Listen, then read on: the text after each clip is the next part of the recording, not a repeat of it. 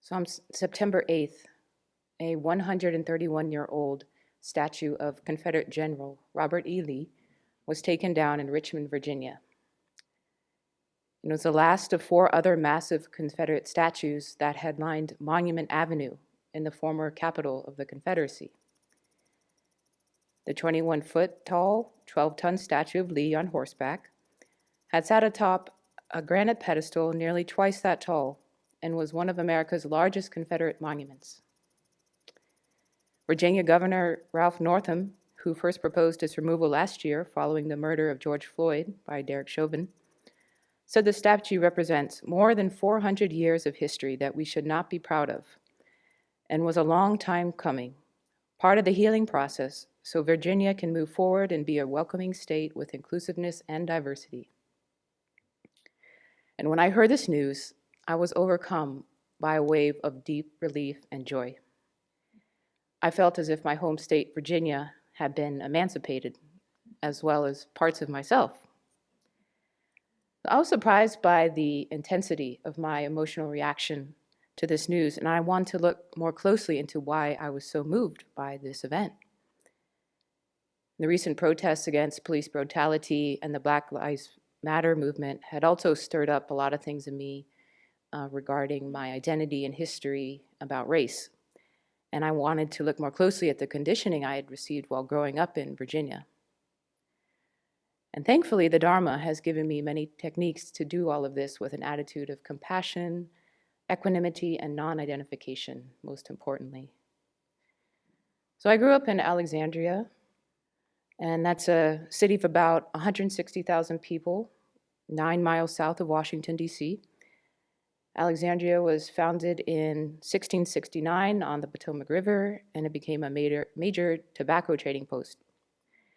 George Washington included it in the territory that became Washington, D.C. in 1791, but it was later returned to Virginia in 1848, or 46.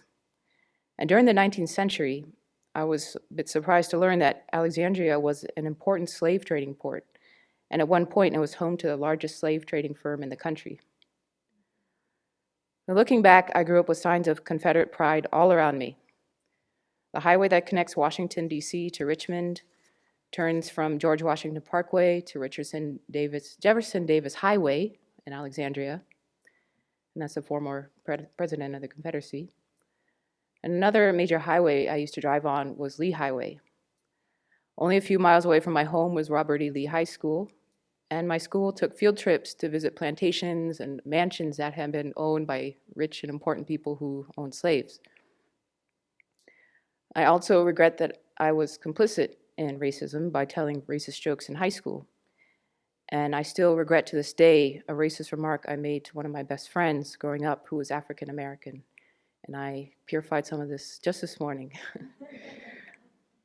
Northern Virginia is a racially diverse area, so I wasn't the target of much overt racism, but I remember my father and my grandfather telling me a lot of stories about the discrimination they felt that they encountered after moving to the US from the Philippines, which they had attributed to their dark skin and accent.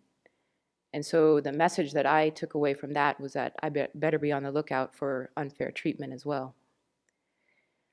So my non-whiteness became a bigger deal when I entered college at the University of Virginia, which was founded by the equality-preaching yet slave-owning Thomas Jefferson, who is there on that big statue. When I moved to Charlottesville, I felt like I was going back in time, and the connection between privilege and race was blatantly obvious.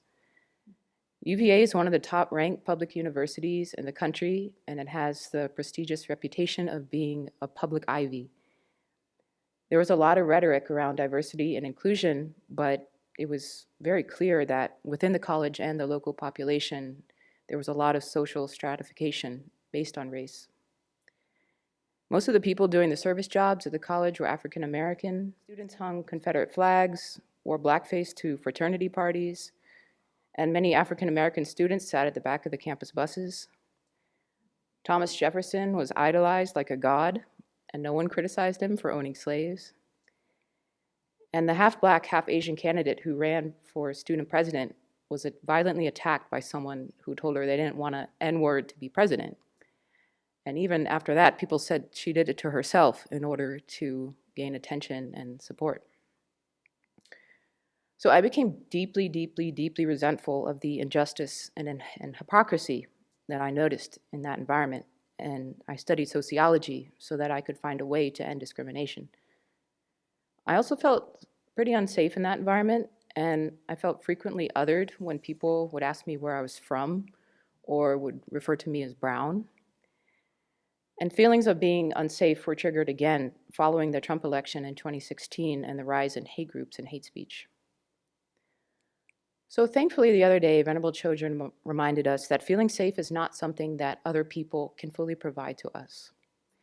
And that real safety comes from developing a mind of love, compassion, and understanding of other beings, and of course, realizing the impermanent and selfless nature of all phenomena, including oneself. One of the results of loving kindness practice that the Buddha described included bringing protection from fire, poison, or weapons. And I don't think he meant in a mystical way, but because being kind to others reduces the likelihood that we'll have enemies or be attacked.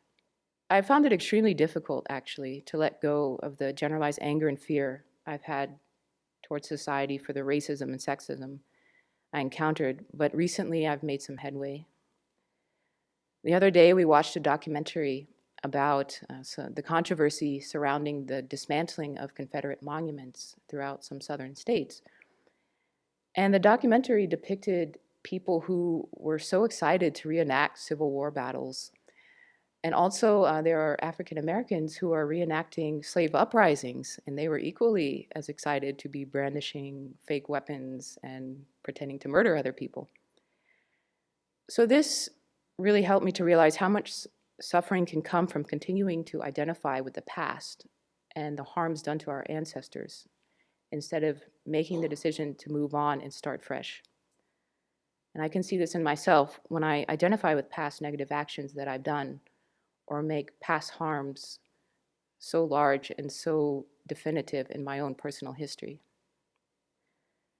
Another thing that has helped me to let go of my anger towards people who harm others is reminding myself again and again of the law of cause and effect, or karma, where the reason that I suffer, that anyone suffers, is because we've harmed others in the past, and that the only thing to do in this situation is to make a determination not to cause future suffering by not harming anyone ever again.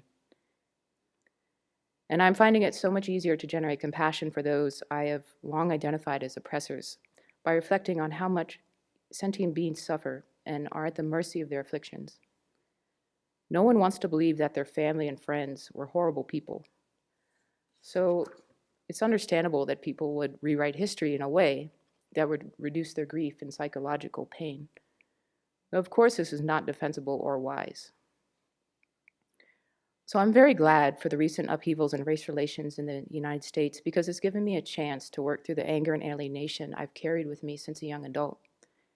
This anger has been like a thorn in my heart that has interfered with my ability to develop love and compassion for all beings.